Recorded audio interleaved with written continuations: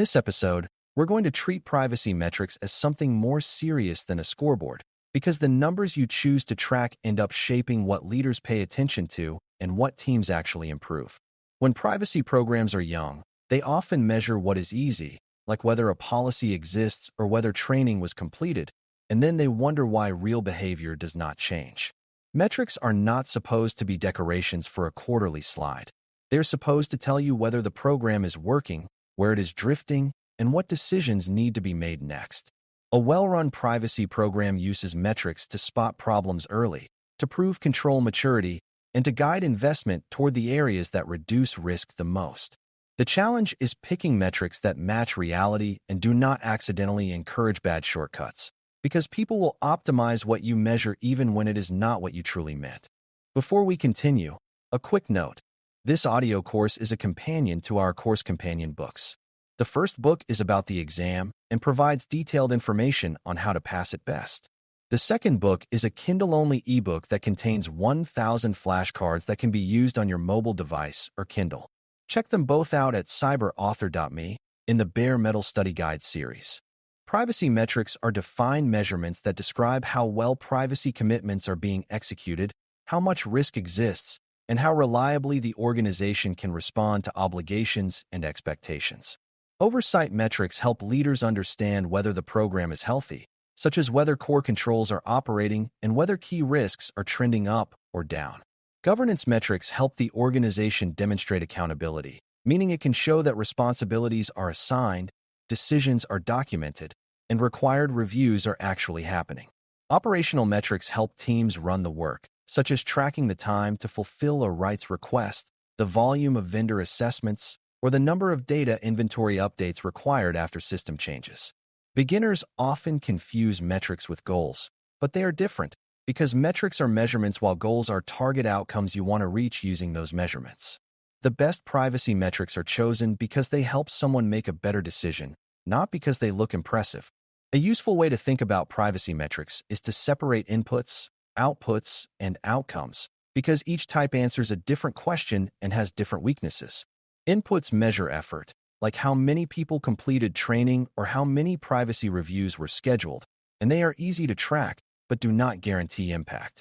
Outputs measure what the program produced, like the number of completed vendor assessments or the number of updated notices, and they show activity, but can still miss quality. Outcomes measure what changed in the real world, like fewer repeat incidents caused by misdirected disclosures or improved timeliness and accuracy in rights fulfillment. The trap is relying only on inputs because they make the program look busy even if risk remains unchanged. A mature privacy program builds a mix, using inputs to ensure the machine is running, outputs to ensure work is completed, and outcomes to ensure the work is actually improving privacy and trust. For oversight, leaders need metrics that are stable, comparable over time, and tied directly to program objectives, because leadership attention is limited and should be spent on the highest signal indicators. One high-signal oversight metric is the rate of overdue privacy obligations, such as rights cases that are nearing deadline or vendor renewals that have not completed required review. Another is the trend of privacy incidents and near misses, not just their count, but their severity and whether the same causes repeat. Leaders also need visibility into coverage, meaning what percentage of systems, vendors, or business processes are included in inventories and governance workflows, because blind spots are where risk hides. Good oversight metrics are also contextual, meaning they include volume or scale, so leaders do not misread normal growth as failure. If the organization adds many new products or regions, workload increases, and oversight should reveal whether capacity and controls scaled with that growth. Governance metrics are different because they focus on whether the program can prove control, not merely claim it, and that proof depends on consistency and documentation. A governance metric might track completion of periodic access reviews for systems containing high-risk personal data, because access review is a recurring obligation that demonstrates accountability. Another governance metric might track whether required impact assessments were completed before launch for changes that introduced new collection or new sharing, because that shows decisions were made intentionally rather than after problems appeared.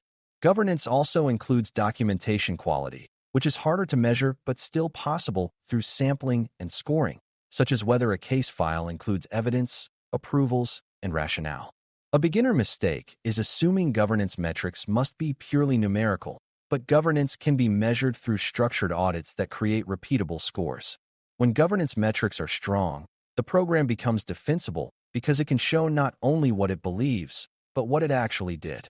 Operational decision-making metrics are the ones teams use daily or weekly to manage work, and they must be actionable, meaning they lead directly to a decision like hire more capacity, improve automation, or fix a workflow. For example, tracking average time to acknowledge a privacy complaint tells you whether intake pathways are working and whether people feel heard quickly. Tracking average time to fulfill a data subject request tells you whether system owners and vendors are cooperating at the speed required and whether playbooks are effective. Tracking the percentage of requests that require rework, such as misclassification or incomplete fulfillment, highlights training and process gaps. Tracking backlog by category helps you see where the program is under strain, such as a surge in vendor reviews or a spike in deletion requests. The key is that operational metrics should sit close to the work, so teams can adjust quickly, rather than waiting for quarterly reports to discover that the process is failing. Good privacy metrics also rely on clear definitions, because a number that can be interpreted in multiple ways creates debates instead of decisions. If you track incidents, you need to define what counts as an incident versus a near miss, because organizations can accidentally lower incident counts by downgrading events rather than by improving controls. If you track rights request timeliness, you need a consistent definition of start time, such as the time the request was received, not the time someone decided it was a valid request, because otherwise the metric can be manipulated unintentionally. If you track inventory coverage, you need to define what it means for a system to be in scope and what level of documentation counts as complete. Clear definitions should be written down, versioned, and shared, because metrics only build trust when people believe the data is consistent. This is where a privacy program manager acts like a product manager for measurements, ensuring metrics have stable meaning over time. A common beginner misunderstanding is thinking that more metrics automatically means better oversight, but too many metrics create noise and fatigue, and teams stop paying attention. A disciplined program chooses a small number of key metrics that reflect the most important risks and obligations, then adds supporting metrics only where they explain the root cause of a trend. If complaint resolution time is increasing, supporting metrics might reveal whether the issue is staffing, vendor delays, or unclear triage criteria. If incident trends worsen, supporting metrics might reveal whether the cause is a new system without proper access controls or a training gap in secure sharing. This layered approach prevents leaders from being buried in numbers while still allowing deeper analysis when something shifts. It also reduces the temptation to measure what is convenient rather than what matters.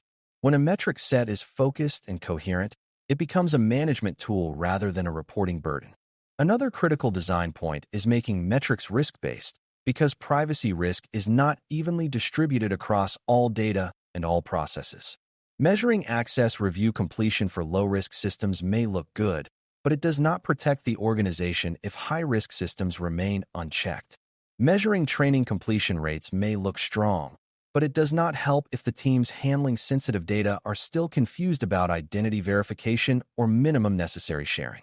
Risk-based metrics prioritize what could cause the most harm, such as systems holding sensitive data, processes involving broad sharing, or workflows that repeatedly trigger complaints.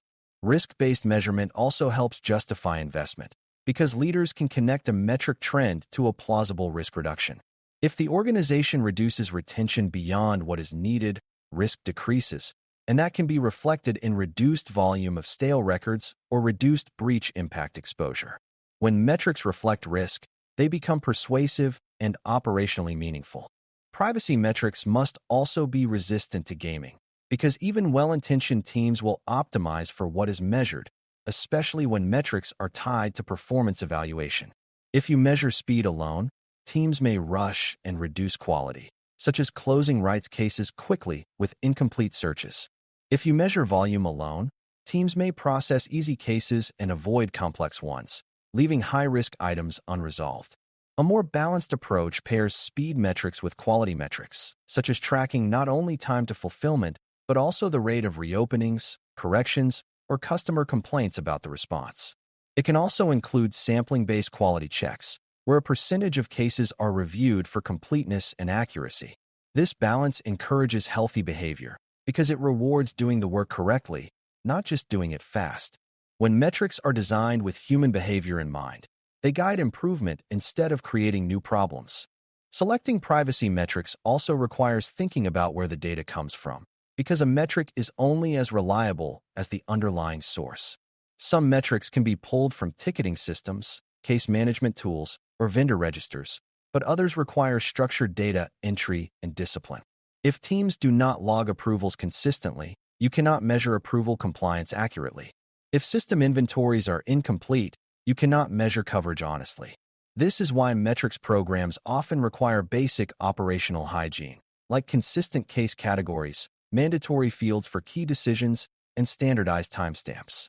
The privacy program manager needs to work with IT and system owners to ensure the data needed for measurement is captured without creating excessive burden.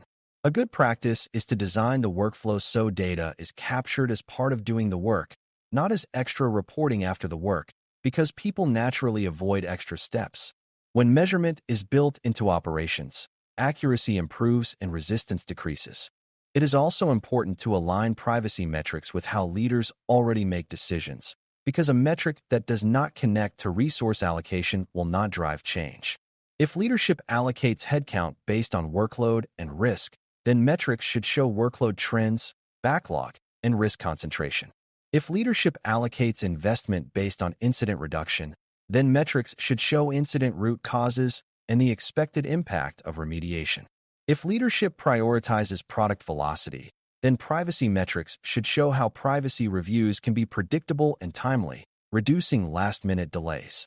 This alignment does not mean bending privacy to fit business preferences. It means packaging privacy information in a way that helps leaders make responsible trade-offs.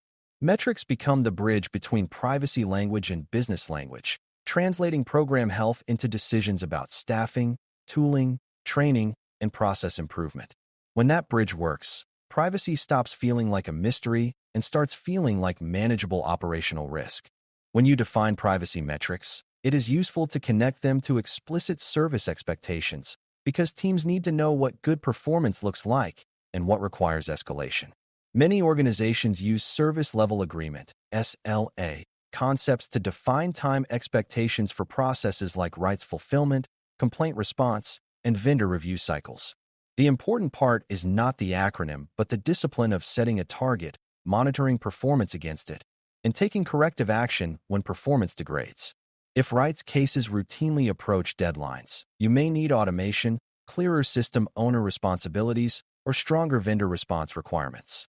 If privacy reviews for product changes are frequently late, you may need better intake triggers earlier in the development cycle. These service expectations must be realistic, or else teams will ignore them, but they must also be firm enough to protect individuals and meet legal obligations.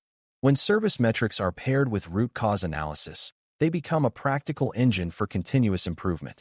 A mature privacy metrics program also includes periodic review of the metrics themselves, because what mattered last year may not be the highest risk this year. If an organization expands into new jurisdictions, legal monitoring and notice accuracy may become more urgent, and metrics should reflect that. If the organization moves to new architectures or new vendors, third-party risk and data flow transparency may become a priority, and metrics should shift accordingly. Review does not mean changing definitions constantly, because stability matters, but it does mean reassessing whether the selected metrics still reflect the program's highest priorities. This review should include feedback from teams who use the metrics, because they can tell you whether a metric is driving good behavior or creating unintended pressure. It should also include leadership input, because metrics must support governance decisions at the top. When metrics evolve thoughtfully, they stay relevant and trusted. As you bring all of this together, the central idea is that privacy metrics are not about proving you are busy. They are about proving you are in control and helping you decide what to do next. Oversight metrics give leaders a clear view of program health, risk trends, and coverage of key obligations, so decisions are based on reality rather than optimism.